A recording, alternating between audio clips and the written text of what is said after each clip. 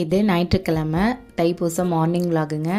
காலையில் ஒரு 4:45 நானும் ஹஸ்பண்டும் கிளம்பியாச்சு. எங்கன்னா முருகன் கோவில் கும்பாபிஷேகங்க. ஒரு 5:15 அங்கே ரீச் ஆகியாச்சு. 6 முகம் கொண்ட முருகருங்க. சரி, இதுதான் நான் ஃபஸ்ட் டைம் இப்படி 6 முகத்தோட முருகரை பார்க்குறது.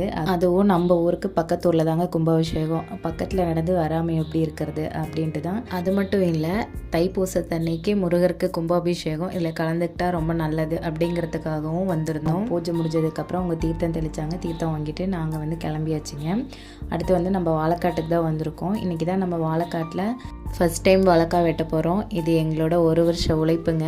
அதோட பலன் இனிமேல் தான் நம்ம பார்க்க போகிறோம். அதனால் சாமி கும்பிட்டு நல்லபடியாக வரணும், நல்லா விளைவிக்கணும்னு வேண்டிக்கிட்டு ஃபஸ்ட்டு தரு வெட்டியாச்சுங்க.